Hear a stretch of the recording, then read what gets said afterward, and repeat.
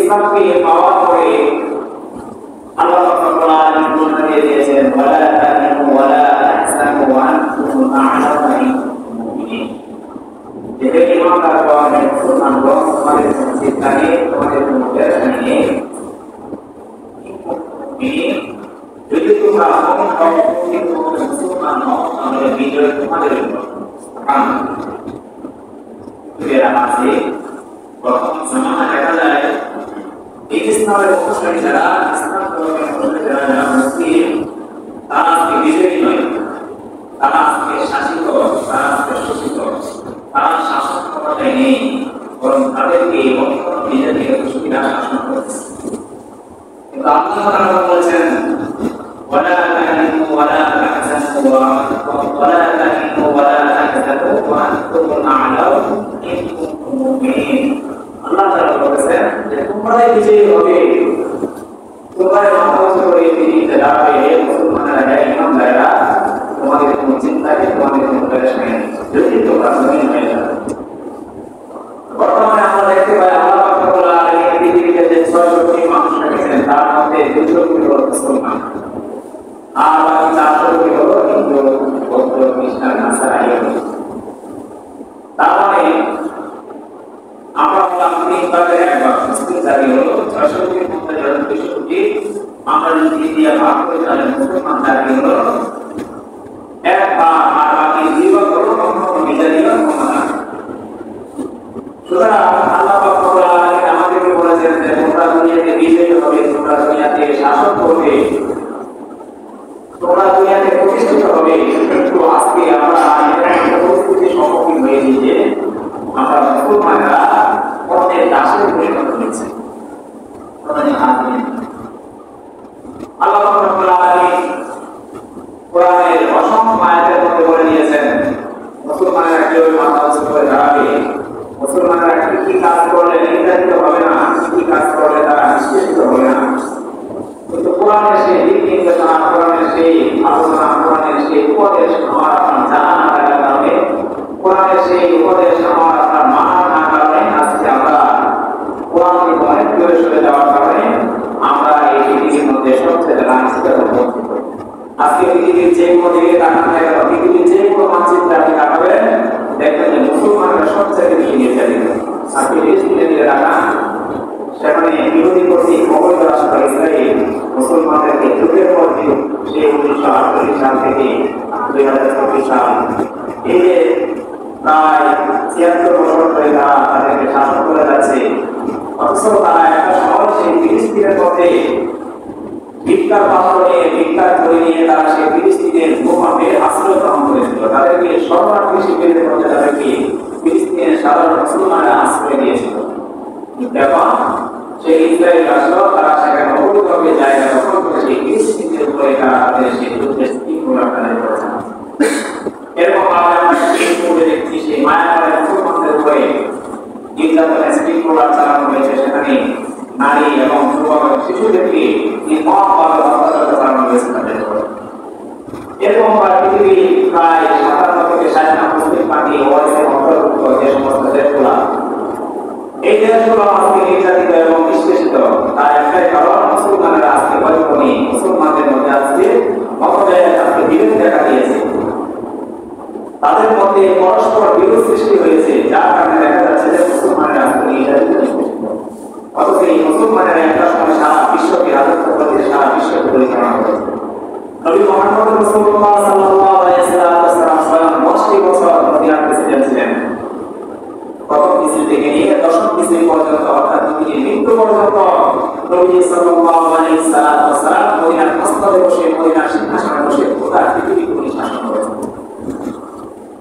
প্রিয় হাজির, সেই নবী সাল্লাল্লাহু আলাইহি ওয়াসাল্লামের ইন্তিকালের পর নবী সবচেয়ে প্রিয়তম সাহাবী হযরত আবু বকর সিদ্দিক রাদিয়াল্লাহু তাআলা মদিনার সিংহাসনে বসে 2 বছর 20 মাস প্রেসিডেন্টের দায়িত্ব পালন করেছেন। ওনার মৃত্যুর পরে হযরত উমর রাদিয়াল্লাহু তাআলা 10 বছর মদিনার প্রেসিডেন্ট ছিলেন এবং ওনার মৃত্যুর পরে নবী সাল্লাল্লাহু আলাইহি ওয়াসাল্লামের জামাতা হযরত উসমান গনি রাদিয়াল্লাহু তাআলা 12 বছর পর্যন্ত মদিনার প্রেসিডেন্ট ছিলেন এবং গোটা মুসলিম জামাতকে শাসন করেছেন। ওনার মৃত্যুর পরে ওনার আরেক জামাতা এবং নিজের ছাত্র হযরত আলী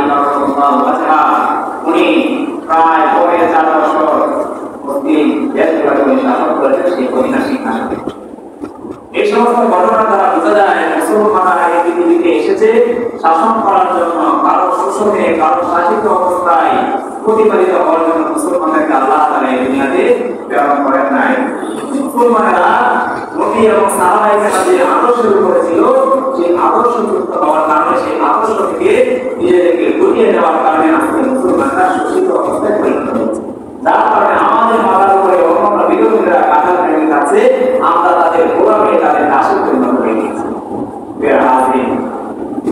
পৃথিবীর কোন ধর্মের মধ্যে আপনি খুঁজে পাবেন না হিন্দু ধর্মে যে তাদের জন্য শরণার্থী শিবির রয়েছে। এরকম আর ইহুদি ধর্মের মধ্যে আপনি খুঁজে পাবেন না যে তাদের জন্য শরণার্থী শিবির রয়েছে। খ্রিস্টান বলেন, ইহুদি, নাসারা, বৌদ্ধ, কোন ধর্মের মধ্যে ওই ধর্মের অনুসারীদের জন্য শরণার্থী শিবির নেই যে তারা অবাধে করবে, তারা বিপদে করবে, বাধা মুসিবতে করবে, আর তাদেরকে সেখানে আশ্রয় দিতে হবে। সেখান থেকে বিপদ মিটে যাওয়ার পরে তারা আবার তাদের বাসস্থানে ফিরে আসবে। এরকম কোন অবস্থা বা এরকম কোন শরণার্থী শিবির অন্য কোন ধর্মের মধ্যে নাই, কিন্তু মুসলমান জাতির মধ্যে সেই জিনিসটা রয়েছে। এটা হলো আমাদের একটা আশ্চর্যের বিষয়। তার মানে মুসলমানরা নির্যাতিত হবে, নিষ্পেষিত হবে, এক ভূখণ্ড থেকে তাদেরকে অত্যাচারিত করে অন্য ভূখণ্ডে পাঠানো হবে। তারা সেই জমিনের মধ্যে শরণার্থী শিবিরের মধ্যে তারা অবস্থান করবে। তারা লাঞ্ছিত, তারা বঞ্চিত, তারা মাফে, তারা তাদের ওই সমস্ত জালেমের শোষণের সম্মুখীন হবে। যার কারণে তাদের জন্য সেই শরণার্থী শিবিরের ব্যবস্থা করা হয়েছে। পৃথিবীর পুরা অন্য ধর্মের অনুসারীদের জন্য এরকম শরণার্থী শিবিরের ব্যবস্থা নেই। এই যে মুসলমানেরা আজকে এত নির্যাতিত ভয়ঙ্কর এক পরিস্থিতির মধ্যে মুসলমান জাতি আজ ক্লান্তিরত পরিস্থিতির সম্মুখীন অবস্থার মধ্য দিয়ে যাচ্ছে, এর কারণ কি? কোরআন এবং হাদিস যদি গবেষণা করা হয়, রিসার্চ করা হয়, সেখান থেকে অনেকগুলো কারণ দেখা যায় যে কারণগুলোর কারণে আজকে আমরা এরকম নির্যাতিত হচ্ছি। এর মধ্যে কোরআন এবং হাদিসের মৌলিক যে 6টি কারণ, সেই 6টি কারণ সম্পর্কে আজকে আমরা কথা বলবো। প্রধানতম কারণ হলো আমরা নির্যাতিত এবং নিষ্পেষিত হওয়া মুসলমানের আজকে কাফেরদের পানানিষ্ঠে দ্বারা এরকম নিষ্পেষিত হয়ে যাওয়া সবচেয়ে বড় কারণ হলো আজকে আমরা মুসলমান জাতি যারা রয়েছে আমরা কোরআন থেকে দূরে সরে গেছি। আমাদের প্রথম কারণ, আর নবী মুহাম্মদ রাসূলুল্লাহ সাল্লাল্লাহু আলাইহি ওয়াসাল্লাম এবং ওনার সমস্ত সাহাবায়ে কেরাম যারা খেলাফতের মসনদে যারা রাষ্ট্র পরিচালনা করেছেন, তারা কোরআনকে জীবন ব্যবস্থা মেনে রাষ্ট্র পরিচালনা করেছিলেন। যতদিন ওই সমস্ত স্বর্ণযুগের সাহাবায়ে কেরাম এবং আয়েশায়ে মুস্তাহিদিন, খোলাফায়ে রাশিদিন এই মুসলিম জাহানকে কোরআনের দিক নির্দেশনা মতে কোরআন এবং হাদিসের উপরে থেকে তারা নিজের জীবনকে পরিচালনা করেছিলেন, ততদিন পর্যন্ত এই মুসলিম জাহান সারা মুসলিম বিশ্বের উপরে নয়, শুধু এরকম ভাবে মুসলিম কান্ট্রিগুলোর উপরে নয়, বরং সারা পৃথিবীর প্রত্যেকটা রাষ্ট্রের উপরে মুসলমানরা ক্ষমতা প্রদর্শন করেছিলেন। কিন্তু সেই সাহাবায়ে কেরাম যে আদর্শের উপরে ছিল, আজকে আমাদের মুসলিম শাসকরা, ক্ষমতাবানরা ক্ষমতা পেয়ে তারা সেই ক্ষমতার চেয়ার পেয়ে আজকে তারা কোরআন এবং হাদিসের যে দিক নির্দেশনা রয়েছে, তবে মুহাম্মদ রাসূলুল্লাহ তার সাহাবায়ে কেরাম যে দিক নির্দেশনা মতো রাষ্ট্র পরিচালনা করেছে, সেই দিক নির্দেশনা ভুলে গিয়ে তারা ইহুদি, খ্রিস্টান, বিরোধীদের কর্মচারী করে তাদের কৌশল মতে তারা রাষ্ট্র পরিচালনা করছে। যার কারণে এখানে মুসলমানেরা আজকে নিষ্পেষিত হয়েছে। আমরা কোরআনকে ছেড়ে দিয়েছি। আল্লাহ তাআলা বলেছেন, ওয়ালা তাহিনু ওয়ালা তাহজানু ওয়া আনতুম আ'লামা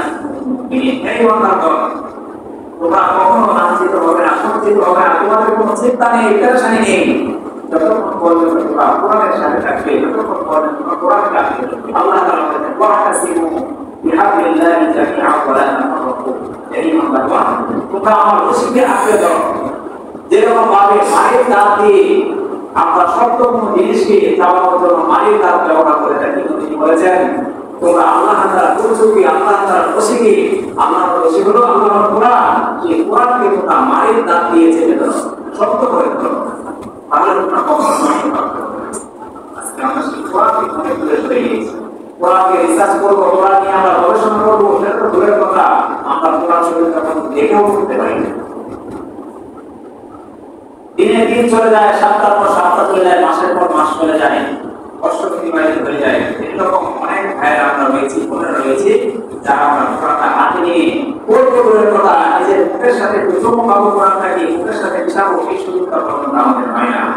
রমজান মাস আসলে ঘরের এক কোণা থেকে কোরআন শরীফটাকে বের করি, এক বছর সেই কোরআন সেই ঘরের কোণায় পড়ে থাকার কারণে কোরআনের মধ্যে ময়লা পড়ে যায়। যে জাতি কোরআনের ব্যবহার করা না করে, এই কোরআনের মধ্যে ময়লা পড়ে যায়, সেই জাতির জীবনে, সেই জাতির তকদিরে ময়লা পড়বে, এটাই স্বাভাবিক। যারা কোরআনকে রিসার্চ করতে জানে না, কোরআনকে পড়তে জানে না, কোরআনকে বুঝতে জানে না, তারা কিভাবে জানবে যে মুসলমানরা এক সময় গোটা বিশ্বকে রাজত্ব করেছে? এই কোরআনকে গবেষণা করে বহু খ্রিস্টান পাপি, বহু বিতর্কী লোক ইসলামের ছায়া করে এসেছে, কিন্তু আজকে আমরা মুসলমানের হয়ে নামমাত্র জন্ম নেওয়ার পরেও আমরা সেই কোরআনটাকে আমরা গবেষণা করছি না, কোরআনটাকে আমরা দেখে পড়ার মতো সক্ষমতা অর্জন করতে পারছি। অথচ নবী বলেছেন যে ব্যক্তি মানফা আতর মিনাল কোরআন ফালাহু আশরু হাসানা, যে ব্যক্তি কোরআনের একটা হরফ পড়বে তার আমলনামায় আল্লাহ তাআলা 10টা নেকি লিখে দেন। সুবহানাল্লাহ। এরা হাসি এরকম কয়জন রয়েছে যে আজকে আমরা বছরে করে কোরআন তৈরি করেছি, কোরআনটা হাতে নিয়েছি, একটা সূরা পড়েছি, একটা আয়াত পড়েছি, এরকম তো অনেকে আমরা রয়েছি আজকে ফজরের নামাজই পড়ি না, কোরআনটা পড়ে এগুলো আমাদের আত্মসমালোচনা, আমরা নিজেদের সমালোচনা নিজেরা করি, কেন আমাদের অন্যরা আমাদের সমালোচনা করবে? নিজের মনকে আমরা নিজেরা প্রশ্ন করি, আমি কোরআন পারি না, কোরআন বলতে জানি না, যে কোরআন মৃত্যুর পরে যুবকের হাতে দিয়ে আমার কবরে প্রবেশ করবে, ফেরেশতা থেকে বাধা দিবে যে আমার বন্ধুদেরকে প্রশ্ন করবে, শোনা তাকে তুমি কষ্ট দিও না, সেই কোরআন থেকে আমরা ধরে কবরে যখন রাখা হবে, যদি কোরআন পড়তে না জানি, কোরআনের উপর নিজের জীবনকে যদি আমরা দুনিয়াতে তাকে পরিচালনা না করি, সেই কোরআন তো আমার কবরে সুপারিশ করতে আসবে না। এরা আজকে খুবই আফসোসের বিষয়। আজকে দেখা যায় যে আমরা কোরআনের বিভিন্ন অবমাননায় পর্যন্ত লিপ্ত হয়ে যাই, কোরআনকে আমরা কটাক্ষ করে কথা বলি, নিজের মতে নিজের মনের সাথে কোরআনকে আমরা বিভিন্নভাবে ব্যবহার করে থাকি। অথচ এই কোরআন এসেছিল মুসলমানদের জন্য হেদায়েত স্বরূপ। আল্লাহ তাআলা বলেছেন যে যালিকাল কিতাব লা রাইবা ফীহি, কোরআন শরীফ এটা এমন একটা কিতাব যে কিতাবের মধ্যে কোনো প্রকার সন্দেহের লেশ মাত্র নেই।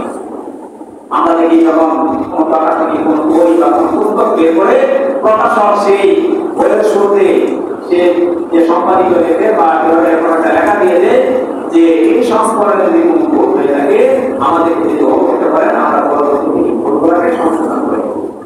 কিন্তু পৃথিবীর একমাত্র গ্রন্থ, একমাত্র কিতাব, যে কিতাবের শুরুতে আল্লাহ পাক রব্বুল আলামিন সমস্ত জাতিকে, সমস্ত মানুষকে আল্লাহ তাআলা চ্যালেঞ্জ করে দিয়েছেন, আলিফ লাম মিম যালিকাল কিতাবু লা রাইবা ফীহি, যে এমন একটা কিতাব যে কিতাবের মধ্যে আমি আল্লাহ পাক রব্বুল আলামিন সংসারের লেশ মাত্র রাখি নাই।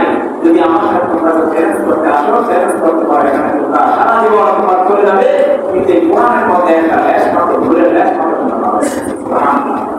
আর যে কোরআনের মধ্যে কোনো ভুল নেই, সেই কোরআন থেকে আমরা অনেক দূরে আছি। তোমরা মাঝে সেই কোরআন থেকে আজকে আমি দূরে থাকার কারণে আল্লাহ পাক রব্বুল আলামিন আমাদেরকে আজকে দূরে সরিয়ে দিয়েছেন তার ভালোবাসার পাত্র থেকে।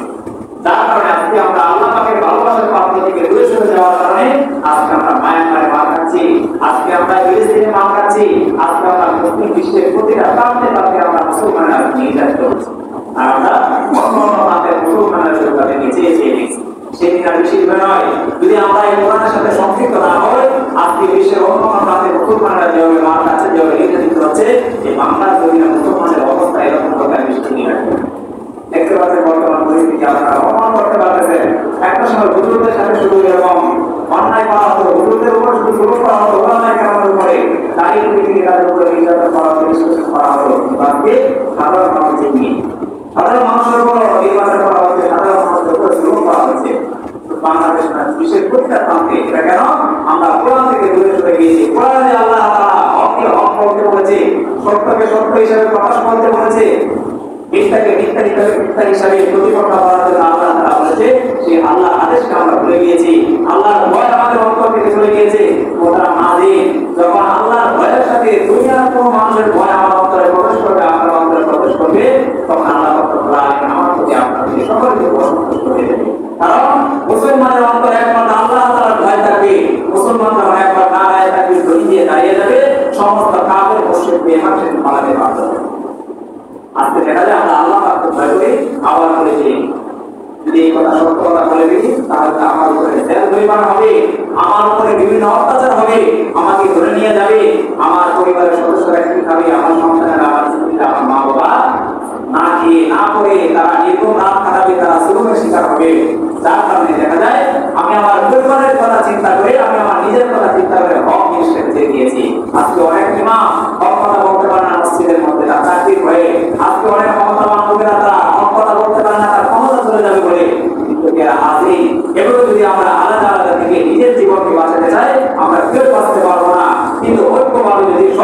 যদি আমরা নিজেরা ঐক্যবদ্ধ হতে পারি তাহলে দেখা যাবে আমরা সকলেই বেঁচে যাবো। এজন্য আজকে আমরা কোরআন থেকে দূরে সরে গিয়েছি, আর এই কোরআন থেকে দূরে সরে যাওয়ার কারণে আজকে আমরা বিশ্বের বিভিন্ন আজকে মুসলমানদের হাত থেকে ক্ষমতা চলে যাওয়া, মুসলমানরা নির্যাতিত হওয়া, মুসলমানদের অধঃপতনের এটা হলো প্রতিষ্ঠা আমরা কোরআন থেকে দূরে সরে গিয়েছি। আমাদের উপরে এরকম ভয়ঙ্কর বিপদ আসার বা মুসলমানরা এরকম নির্যাতিত হওয়ার দ্বিতীয় কারণ হলো আমরা মুসলমানরা দুনিয়ার লোভে পড়ে গিয়েছি। কথায় আছে লোভে পাপ, পাপে মৃত্যু। মানুষ যখন লোভে পড়ে যায় সে তার হিতাহিত জ্ঞান হারিয়ে ফেলে, লোভের বশবর্তী হয়ে এরকম অন্যায় কাজ করে ফেলে, যে অন্যায় কাজ আল্লাহ পাকের আরশ পর্যন্ত করবে। আল্লাহ পাক রব্বুল আলামিন বলেছেন ইদা মুদিহাল ফাসিক ওয়া ইহতাসালাহুল আরশ, যখন ফাসিক ব্যক্তির, গুনাহগার ব্যক্তির, জুলুমবাজ ব্যক্তির প্রশংসা করা হয় তখন আল্লাহ পাকের আরশকে করবে। আজকে সমাজে দেখা যায় যার ক্ষমতা, যার টাকা, সে যদি চোর হয়, বাটপার হয় বা বিভিন্ন এরকম চোরাচালানি হয়, তারপরও তার প্রশংসা করা হয়। অথচ আমার আপনার সচেতন মুসলমান হিসেবে আমার আপনার কাজ ছিল তার বিরুদ্ধে অ্যাকশন নেওয়া, তাকে সৎপথে আনার জন্য চেষ্টা করা। কিন্তু আমরা সেটা না করে আমার আপনার উপরে জুলুম হবে বিদায়, অত্যাচার হবে বিদায় আমরা তার প্রশংসা করি, তাকে আমরা আরো সামনে বাড়িয়ে দিই। এই জন্য আমরা বলেছেন বিদায় হতে হালকা আছে যখন সমাজের মধ্যে পাপাচার ব্যক্তি, জুলুমবাজ ব্যক্তির, অন্যায়কারী ব্যক্তির প্রশংসা করা হবে তখন আল্লাহ তাকে আরশ পর্যন্ত করবে, আর আল্লাহ তাকে আরশ পর্যন্ত করবে।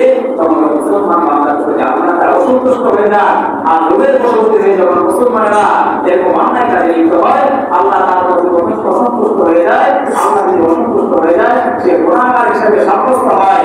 আর কোনো মানুষ যখন পাপের সাথে সম্পৃক্ত হয় তখন তার পাপের কারণে সে মৃত্যুর দিকে অতি তাড়াতাড়ি দাঁড়িয়ে হতে থাকে।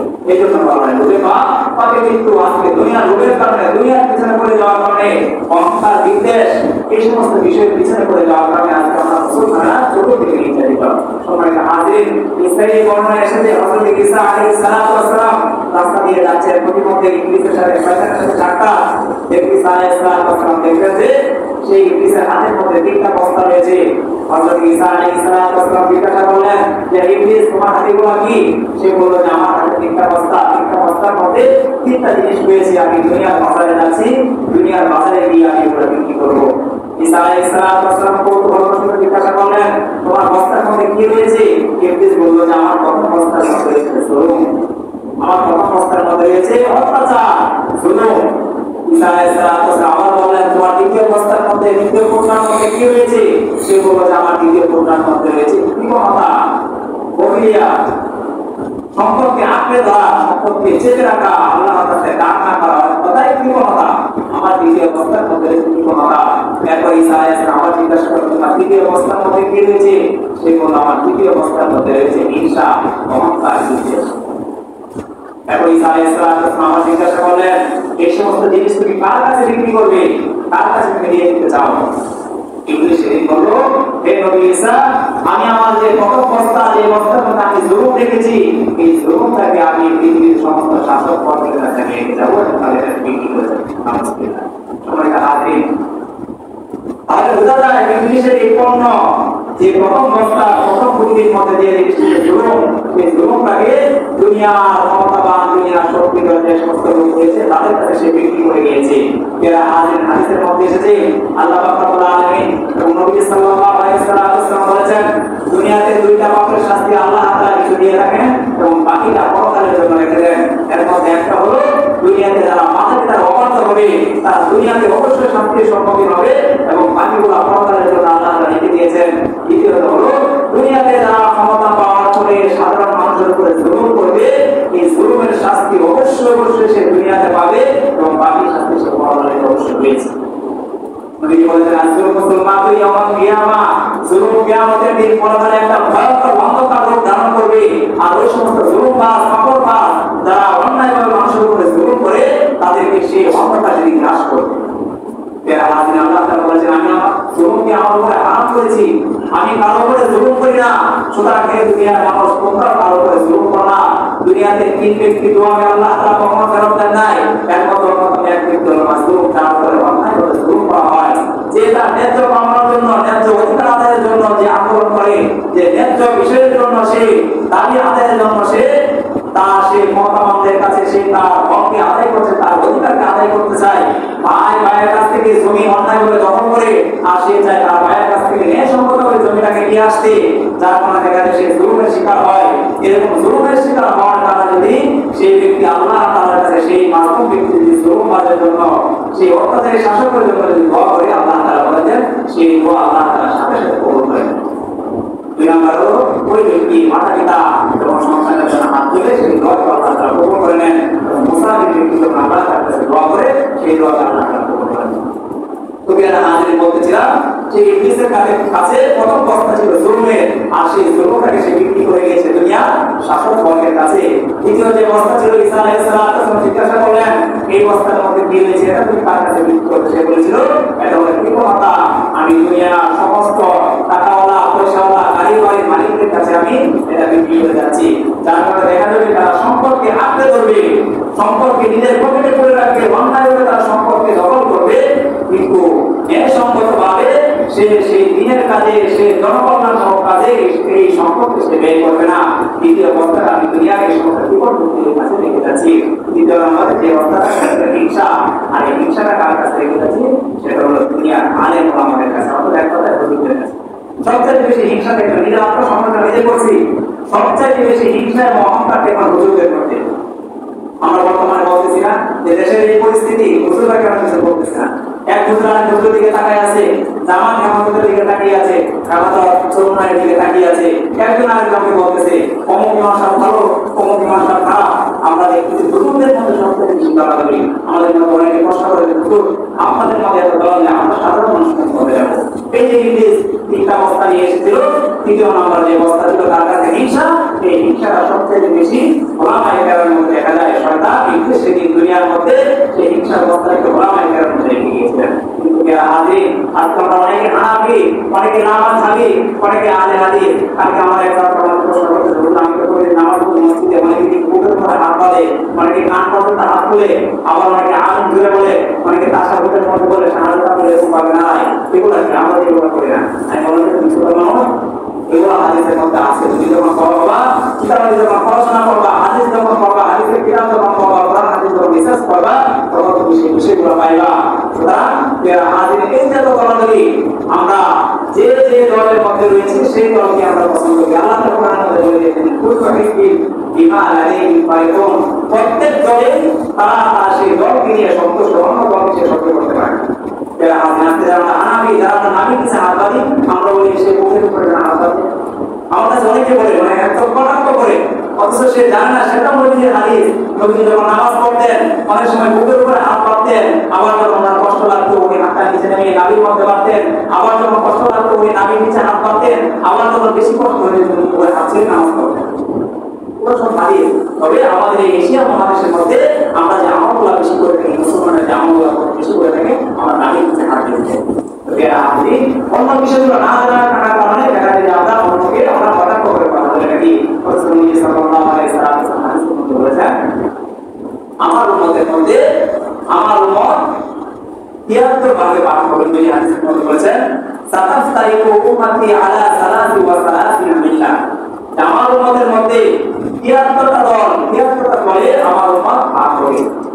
নবী সাল্লাল্লাহু আলাইহি ওয়াসাল্লাম বলেন কুল্লুহুম ফিন-নার, এবং তাদের প্রত্যেকটা দলে জাহান্নামে যাবে ইল্লা ওয়াহিদা, একটা দল ব্যতীত।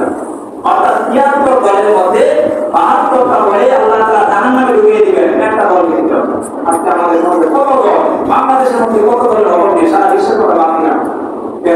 নবী বলতেছেন আমার উম্মত ৭৩ দলে ভাগ হবে, এর মধ্যে একটা দল ব্যতীত বাকি ৭৩ দলে জাহান্নামে প্রবেশ করবে। সাহাবায়ে কেরাম জিজ্ঞাসা করলেন ইয়া রাসূলুল্লাহ মান হিয়া, হে রাসূলুল্লাহ তারা কারা, ওই দলটা কি যে দলটা শুধু জান্নাতে প্রবেশ করবে? নবী বললেন মা আনা আলাইহি ওয়া আসহাবী, ওই দলটা হলো তারা যারা আমি নবী মুহাম্মদ রাসূলুল্লাহ এবং আমার সাহাবায়ে কেরামের কথা অনুসরণ করেছেন। সুবহানাল্লাহ। দুনিয়াতে আমরা যে যে দলের হয় না কেন, যে মতের হয় না কেন, আমাদের মুসলমানদের দল একটাই থাকবে, সেটা হলো কোরআন এবং হাদিস যে পথে আমাদেরকে নির্দেশনা দিয়েছে। নবী মুহাম্মদ রাসূলুল্লাহ সাল্লাল্লাহু আলাইহি ওয়াসাল্লাম যে নির্দেশনা দিয়েছেন, সাহাবায়ে কেরাম যে পথে চলেছেন সেই পথে আমাদেরকে চলতে হবে। তাওহীদের ভিত্তিতে আমরা এক হয়ে যাব। কে লম্বা জামা পরলো, কে লম্বা টুপি পরলো, কে কালো জামা পরলো, এই ব্যাপারে আমাদের মধ্যে আমরা কখনো বিদ্বেষ করবো না, নিজেদের মধ্যে কখনো বিভেদ করবো না।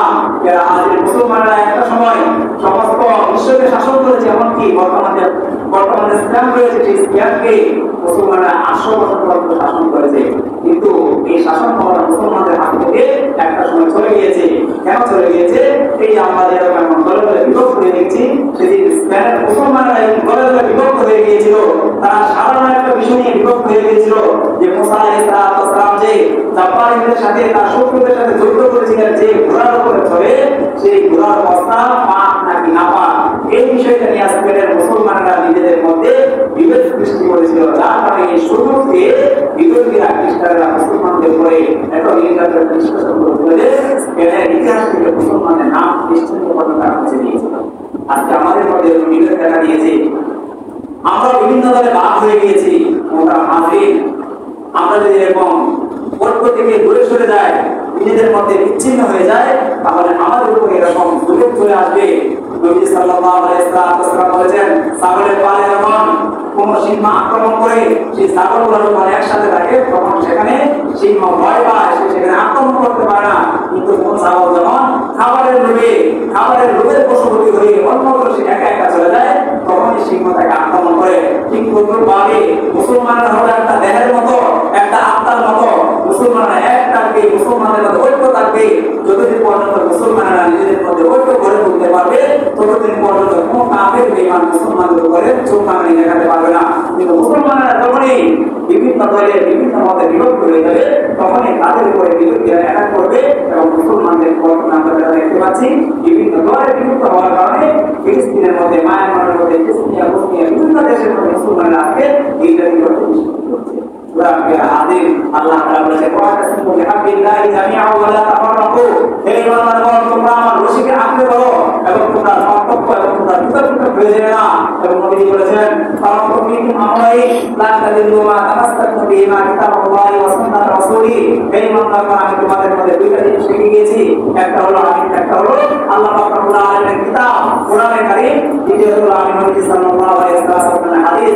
যতদিন পর্যন্ত তোমরা এই কোরআন এবং হাদিসকে আঁকড়ে ধরবে, ততদিন পর্যন্ত তোমরা কখনো নিশ্চিন্ন হবে না, তোমরা কখনো এই দুনিয়ার জমি থেকে মিশে যাবে না।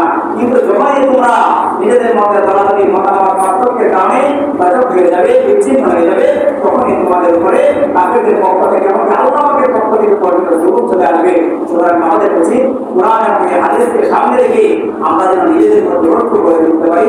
তাহলে দেখা যাবে যে মুসলমানেরা আজকে এই নির্যাতন থেকে, নিষ্কাশন থেকে, ভয়ঙ্কর অপবাদ থেকে, ভয়ঙ্কর সুযোগ থেকে আমরা রক্ষা পেতে পারি। আল্লাহ আমাদের সবাইকে, মুসলমানদেরকে, সারা বিশ্বের মুসলমানদেরকে এক হওয়ার এবং এক মতের উপরে চলে আসার তৌফিক দান করেন। সবাই বলে আমিন। আমাদের আলোচনা থেকে শিক্ষা গ্রহণ করার তৌফিক দান করুন। আসসালামু আলাইকুম ওয়া রাহমাতুল্লাহি ওয়া বারাকাতুহু।